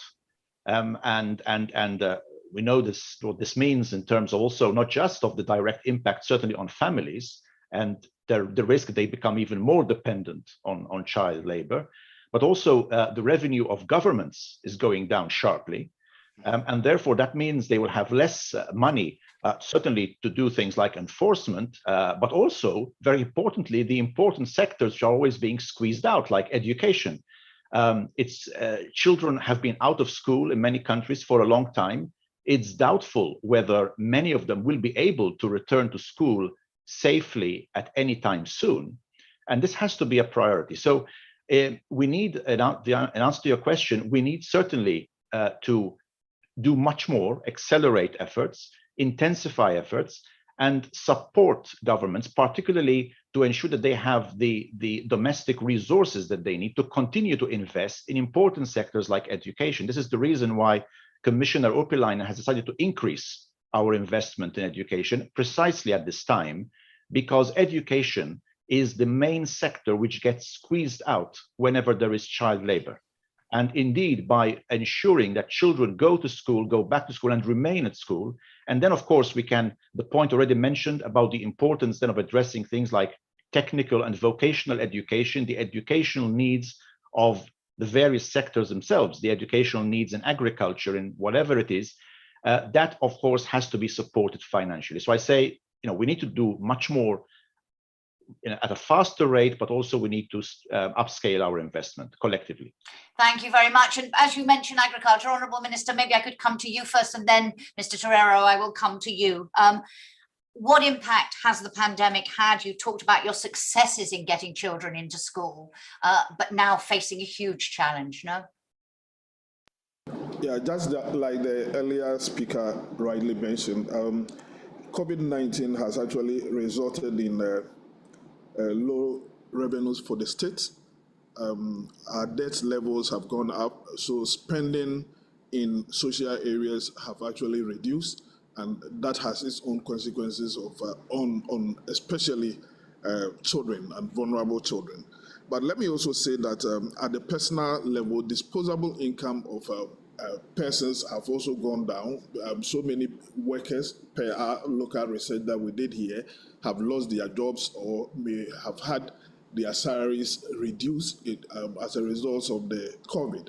And therefore, their disposable income on the household has also gone down, and its consequence effect on the children. So this calls for this calls us to even double our efforts and to be able to do more than perhaps we have envisaged to do, to be able to reach the target that we've set for ourselves by eradicating child labor by 2025. So COVID has actually not been helpful at all, and I think nations will have to invest more in social programs. Thank you. Thank you very much indeed. Mr. Torero, you wanted to come in on this point. Yeah, no, thank you. The reason why I want to come back is before COVID-19, we were not delivering what we were supposed to deliver. That's clear in terms of rural poverty, in terms of food security and nutrition. We were not on target, we were not on track. Although on poverty, we were improving in extreme poverty. That is a lost decade now because of COVID-19. We have lost any progress on that and on nutrition indicators. So it's not just an issue of accelerating what we were doing before, because we were not achieving before what we wanted. So I think COVID-19 came up to exacerbate the situations even more and bring other dimensions that we were not looking very carefully. One is we don't have any more access to education in the short term. We have 370 million people in school-age children that are missing to the school meal that they used to have. We have 500 million people that have no access to remote learning. And we have close to 24 million at the risk of dropping out of school, and 5.9 million of whom live in South and West Asia, and 5.3 in Sub-Saharan Africa. So we need to change things. And add to that the delivery of other type of vaccines that has been substantially delayed because of the lockdowns. So the problem is structural. And our position is that we need to transform and take this as an opportunity to change things for once and for all. And we need to find clear solutions. And that includes proper incentives alignment, includes an expansion of safety nets, as it was mentioned before, and social protection programs, conditional on education so that we can bring kids to school back. It also implies that we have to increase the resilience of the farmers, and we have to proper target interventions so that we really increase resilience across the whole food system value chain, and not just at certain nodes of the value chain as we have done before. And finally, it's clearly shown us that we have to be a lot more efficient and effective now, because as it was mentioned before, there is a budget problem. Most of the poorest countries are facing significant problems of budget and debt. So if we are not more effective and efficient in how we spend every dollar, and we don't target proper investments, then we will be in problem. It's not just build back better, greener. It's to use investments for rural development that can be sustainable. And that has to be very strong and very clear. Thank you. Thank you very much indeed. And comment coming in on that from our audience. The solution, says the speaker, is to trust the local bodies, park resources in their hands, and plan for the rescue and rehabilitation of every child. Again, introduce activities for children, including education. Just a couple of other comments to read out from Faten Adada.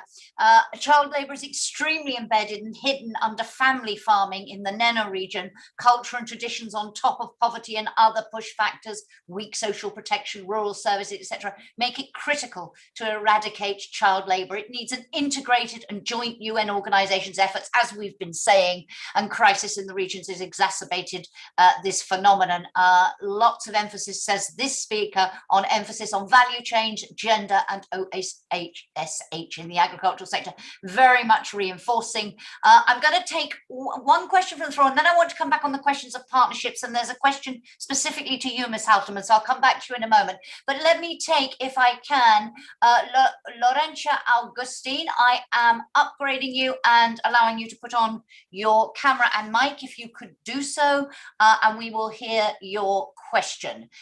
Let us see if that works, and then we're going to come back to the issue of partnerships, because that's the question that it relates to. So, Laurentia Augustine, have you been able to activate your camera and mic? If not, I will try to come back to you shortly. We don't have long, so in the interest of time, let me come to the question of partnerships. The question from the audience, from Renata Harlan, is to you, Ms. Halterman, and it's: what have been the biggest challenges to build up the Beyond Chocolate initiative? Which stakeholders are the most difficult to change practices? On who do you draw? And the question really to all of you, and Your Eminence, I'd like to come back to you on this point about how you see, you talked about the importance of effective partnerships. How do you believe we make those partnerships really work? But Ms. Halterman first. Yeah, maybe to make the distinction for the question between the two phases, and we saw it for the partnership, it's building up the partnerships up to the moment where all the partners sign. 50 plus organizations ranging from the biggest chocolate producers, traders in the world, to smaller companies, to the different actors that I mentioned in my opening statement. There, it wasn't an easy process, and because it's a lot about creating trust between the partners, about trying to single out what is each one's responsibility, and really stepping forward, putting literally that signature on, yet a voluntary but very a partnership that will be looked at. Nobody can put its signature on a voluntary partnership and then walk away. There, what really helped was putting pressure from the political level. So the Belgian Minister of Development Cooperation very literally saying, I am looking towards you to make our Belgian, the renowned Belgian chocolate, making that more sustainable. So I need you guys to do this for me and be ambitious, commit to living income, ending child labor and halting deforestation. So there, that part really helped, and people did step forward, having to discuss, of course, with the global head offices, but that step was made. Then having a signature is, of course, but one small step towards a very challenging target setting and realizing on those targets. I think building trust among the partners, and you need people to be active and start contributing, starting to learn together, starting to exchange information. So pre-competitive space, a space of trust is important. And there, as of course IDH, with us being impartial, it helps to help people step out of their comfort zone. And you need to put your challenges, your failures, and that's also an important one, pushing people, and that's what they're starting to do now, to also communicate in the group, in that safe space, on their failures. And I think only then we can start building on them via the pilots, doing what we could be doing together and looking to scale up. I think that's also what has been said, rightfully so, today.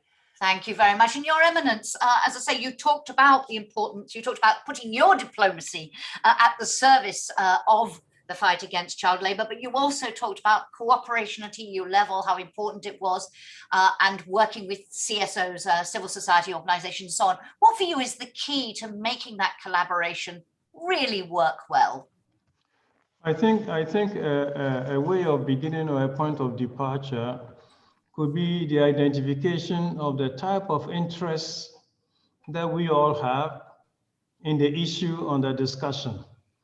Religious groups are interested in the thing about child labor because it's a challenge to their faith, what they believe in and all of that. So on the point of being true, meriting actually their own esteem, they come with this interest in wanting to engage because they cannot talk about something and not see it happen or do it.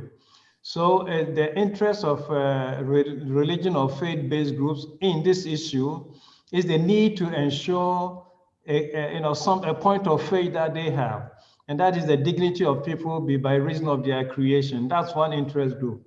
A second interest group in that, as has been talked about, Mr. Harkoman talked about Belgium and its chocolate industry. The Swiss will talk about chocolate industry. The German will talk about, so another line of interest in the issue are people who are interested in the issue because they are likely to use slave labor. They need to examine their supply chain and all of that. And so again, to be ethically involved in their business, they also are interested in the issue. So if we identify people who have interest in the question on the discussion because of their faith, because of their industry, and they demand to be ethical one, then we manage to create a network of interested parties which then can easily be invited to come around the table to talk, each from its own different specific points of view and interest. So that's what I meant. So religious people, we can sit with the industry of chocolate makers, we can sit with the farmers, we can sit with whatever, and then from our various points of views, address the issue because we all interested in the issue, but from different points of view. Thank you very much. And Honourable Minister, a thought from you on this and what you think the key to successful collaboration and that national ownership that I think it was Martin Sehil talked about earlier on. What is the key for you? And then we'll try to draw some conclusions because we're coming to the end of our time. Honourable Minister. Thank you very much. I think that any type of partnership must be owned. And of course, the implementing country must actually own it, and it must also situate itself in the program of the country. Number two, the partners must respect each other and acknowledge the fact that both parties have interest in whatever we want to achieve. Our roles should be well defined, and our responsibilities should equally be well defined so that we know who does that what at any particular point in time. It must be transparent and also accountable. So for instance, if it is the EU sponsoring a program in Ghana, the EU Parliament should be able to hold whoever they've asked to do a particular program in Ghana accountable for any investment that they've made in Ghana as to whether the results for which the investment was made is being achieved or not. Otherwise, the partnership may not work.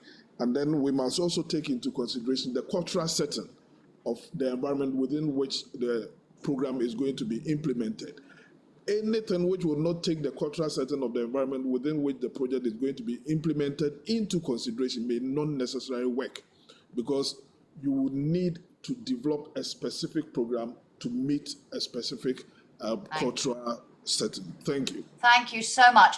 We are almost out of time, but before we go, I wanted to just try to identify key next steps, because we've heard repeatedly how pivotal this year is, the International Year for the Elimination of Child Labour, the start of the decade of action. And if we're going to get there, you've all agreed, we have to really step up action now. And the title of our event today, Act, Inspire, Scale Up. So for each of you, and in a minute or less, if you could, I'll start with you, Mr. Terrero. If you, of all the issues we've discussed, had to identify a key next step to be taken within this pivotal year in order to really ensure that we can put the world on a path to achieve SDG 8.7 on the elimination of child labour, what would your key next step be? Mr. Terrero first.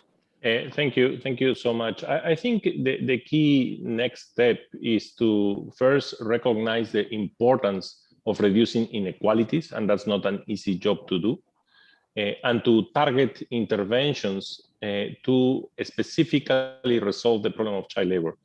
And this has to be multiple pronged, so it has to look at creating activities in those value chains and incentives so that they can reduce the need of using child labor, and at the same time create a pulling effect towards school and education. Governments need to invest in giving better access to school and education to children so that they can go there, but they have to also resolve the problem of food security and nutrition in the rural areas and increase their resilience. Thank you. Thank you very much indeed. Ms. Halterman, your key priority. I would go for stepping out of the silos, which we are doing increasingly so. And indeed focus on that third part. Indeed, we need to act, inspire, but scale up. Looking for smaller projects is okay if they have the promise to scale up, because it's indeed what Mrs. Torino said. We need to accelerate. We need to do better, faster, and looking for scalable solutions. Thank you. I want to come to the Honourable Minister and to His Eminence Fine at last. So, Martin Sekel, from your perspective, key next step that we need to take this year. Yes, we need to continue and look at more supply chains, value chains, and bring all the actors on board, as already been mentioned, because this is a problem cannot be solved by piecemeal initiatives, no matter how well-intentioned. It needs all the actors around the table. And like any partnership, we need to identify win-win situations for everyone involved. This also means investment. I come back again and again to this because nothing can be done without this, particularly in the rural economy. We need to really give a fresh impetus to poverty reduction in rural areas and also support governments to do so. The importance of social safety nets, etc. This will not be easy at a time of reduced fiscal space, but absolutely necessary. So I think that is indeed key, and not for the central role of education. Thank you very much indeed. And as I said, I wanted to leave the final word to His Eminence and to the Honourable Minister. Your Eminence first. For you, the key next step, the key thing we need to do in this all-important year. I think for us, again, so I come from the point of the religious groups. For us, I think that we come to where the rubber must touch the tarmac. We come to where our belief and teaching about the dignity of every human person and upholding the dignity must become concrete and real. And that means that we must engage concretely in furnishing children with manuals of development and growth. And we do that through education. And if ordinary parts of education are not attractive because of the pandemic and all of that, what about attaching certain things of crucial interest for young people to this?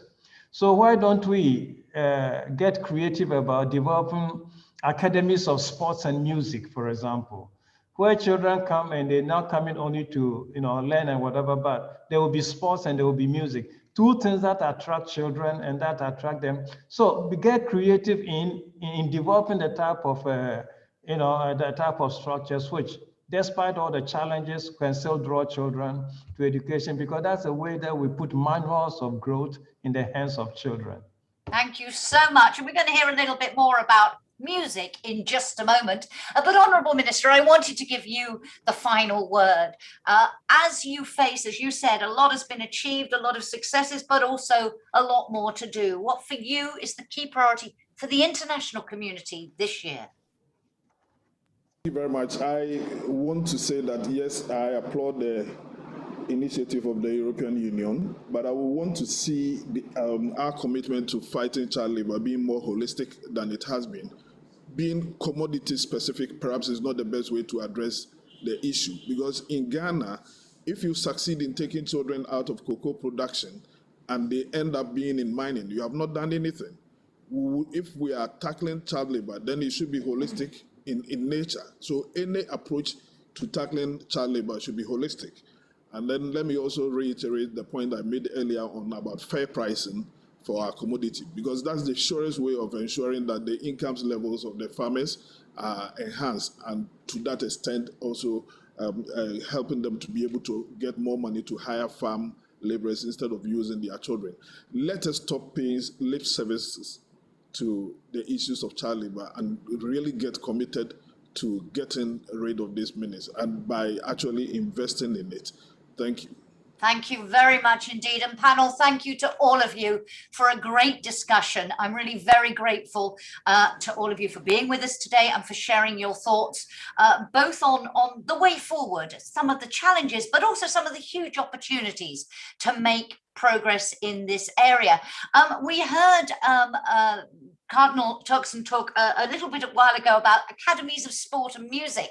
And so it's appropriate now for me to introduce the final video that we would like to show you from Laura Pausini, who is a Grammy and Golden Globe award-winning singer and songwriter and an Academy Award nominee. And she had a little video message she recorded for us. So let's hear from her before we close the panel completely. So there we have it. Just activating it now. I'm honored to contribute to raise awareness with the European Union on the importance and urgency to eradicate child labor around the world. Music has the power to evoke emotions, inspire action, and encourage people to listen. Through music, artists can raise awareness on crucial issues like child labor. This is why I joined the Music Against Child Labor initiative of the International Labour Organization, co-founded by the European Union. I'm Laura Pausini, and I call on everyone in the world to join the European Union and other organizations in their fight for a better future for all children in the world. So Laura Pausini there, and talking about the Music Against Child Labour initiative, which called on musicians to create new songs against child labour, both amateur musicians and professional musicians. A great initiative and very much linked to what His Eminence was saying earlier. So before we close, I just would like to hand back to Ambassador Falkenberg, our host today, for some brief closing thoughts. Ambassador, over to you. Yes, thank you. Thank you very much, Jackie. And a very big thanks to all the panelists and all the participants for joining in this discussion this morning.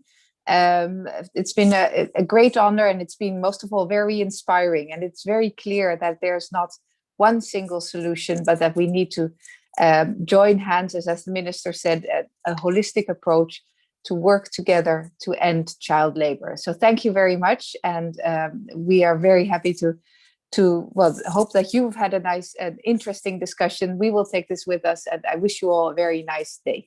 Thank you very much, Ambassador, and thank you for hosting this discussion. Thank you again to our panelists for a great discussion and for devoting so much time to being with us today. Thank you to all of you. Managed to squeeze in quite a lot of your comments and questions, not all of them, unfortunately, but thank you very much for being with us. Thank you to our interpreter for her sterling work and jumping in again a little bit later on in the discussion.